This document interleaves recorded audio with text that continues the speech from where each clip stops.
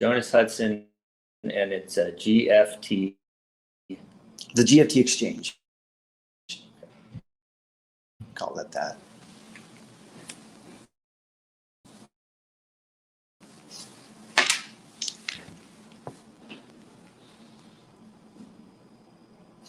And we are live here. I have with me the big guy next door all day. For just talking off camera, Jonas is really been doing a lot of things in the space. And actually, I changed my mind. I'm going to put this on you because I want to make sure that we get really good audio on him.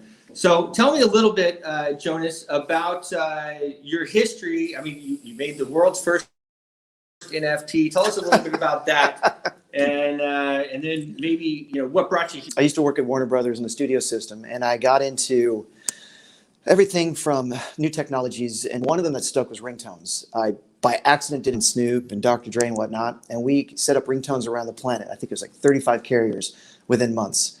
Suge was happy. Afeni Shakur, Tupac's mom, was happy. We were able to do a great job in distributing the finances. We ended up selling the company, and I was looking for a way to distribute media to the biggest group of people that had phones. And so we chose grocery stores, the most boring, low-tech company in the world.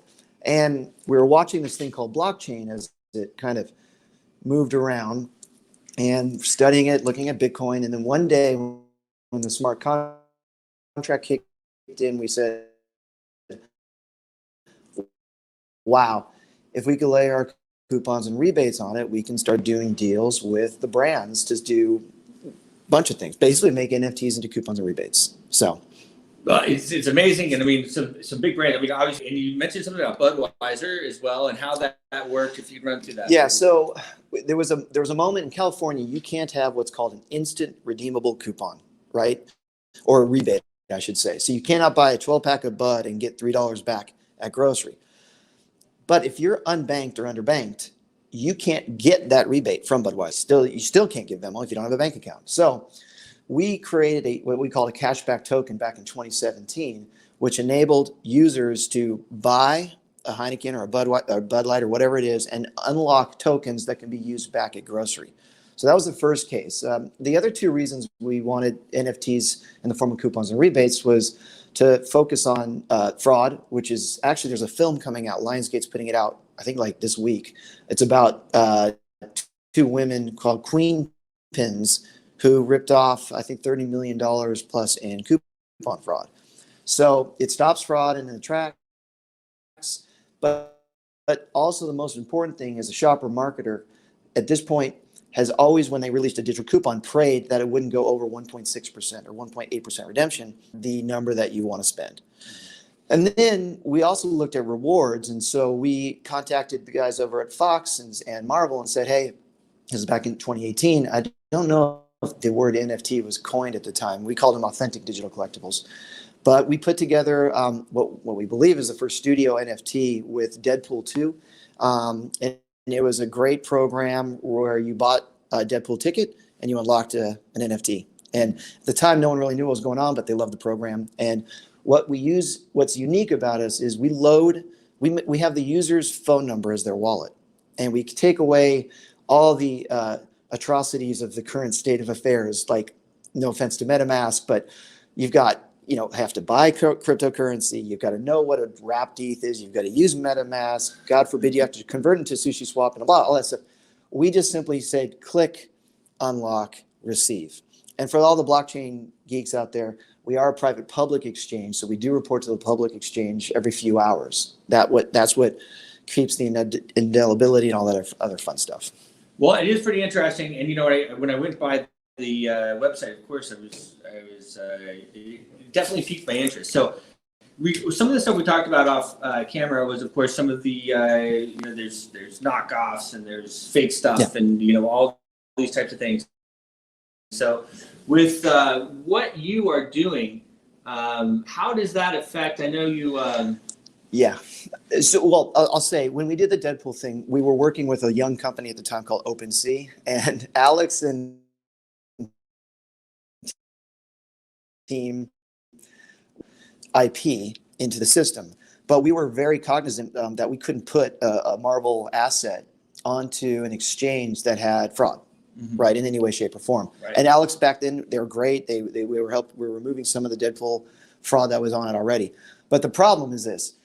We are, and we have created an alliance that runs our private nodes. And the concept is pretty damn simple. Like a user, for something to be collectible, a user has to know where it came from.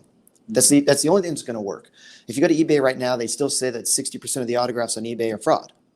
So I still think that blockchain was the final savior in removing digital fraud. And so the alliance was supposed to have the studios and the brands that we work with create authentic IP pushed down, and whatever exchange they go to, we don't care. But the user needs to be able to at some point click a button and come right back to the original node where the IP originated from. And then in December of 2021, all hell broke loose, and now there's about 15,000 exchanges around the planet. IP is everywhere, fraud is everywhere. And so we're going to slowly reel it all back in, hopefully, and get it to a point where our poor customers, which is a human being at the end of the day, not the technology and not the crypto geeks. It's actually the kid in Compton, California, or the girl in India who just wants an NFT of her favorite artist, that they can know that it's legitimate. So. Well, it's interesting because obviously you have a lot of the connections in order to get the big brands in. It's one of the things I talk about a lot, and that is, bringing these large corporations in where they're using tokens, where they're using NFTs on a regular basis. And that's where we're really going to start to see mass adoption. You're going to see a lot of breakage as well, as you mentioned earlier, that everybody always likes, right, in these types of things, because people are never going to use them. They're going to sit there. They're going to get rewards or however that works. So that, I think, is a barrier, right? All this fraud is a barrier for these companies getting into the space. Yeah, that's one. And then the second barrier is basically the regular human being, right? This person, listen, for the crypto world, I think if we're lucky, there might be 400,000 total people that actually know how to use it. Based on OpenSea's last report, they said that they have about 400,000 total users. But to give you an example, we did a program with a telco carrier in the US last year to deliver a coupon, but it was an NFT. And we opened 600,000 wallets in 24 hours, right? So we know the power of making it simple. And I equate this back to 1991.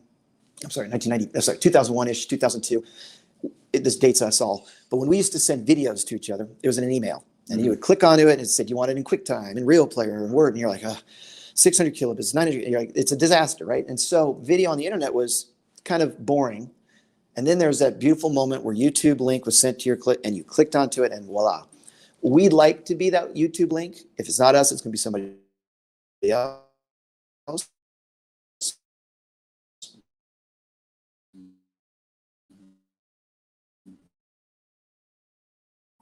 And there you go. Non-Voice is a company that is helping us direct carrier bill for content.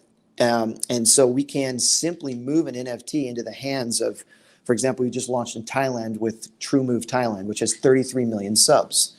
So say you want to get your NFT to the masses, that's where we come in. We're expecting to have over 1 billion subs over the next 90 days through Indonesia, Cambodia, Thailand, Spain, you name it. And if we can take the price and the ability to actually get an NFT to the level of just a click and go, it doesn't sound as exciting as, the Bored Ape Yacht Club doing 80 million in one drop, but 1 billion users maybe spending 50 cents to $5 depending. Well, you guys can do the math real quick. It gets interesting. Well, it's something that we keep hearing over and over again, really, and it's the numbers, the large numbers, right? I mean, it's getting it out, and we've been talking about it for over a decade, right? Mass adoption, we need mass adoption. Well, Bitcoin is now at 63 or 4,000, whatever it is this morning, 62. I think it had a little drop. I knew that was coming. So everybody's buying in now. They're going to go down. That's the way it always is, guys. It'll go back up. But it is really interesting, mass adoption. So those are some important places that you talked about as well. Really lots of people there. I know I mentioned I'll be in Dubai next week as well. I know that's another good place. So what is your, I mean, did you guys raise money in order to start the company? Or? Yeah, we're a privately funded company, and we kept ourselves really under the radar. Our website really doesn't go into a lot of the stuff we're planning with the future on a lot of this. I don't want to say stealth, but there are some unique things that we're doing in the space. One of which is we tie into POS systems.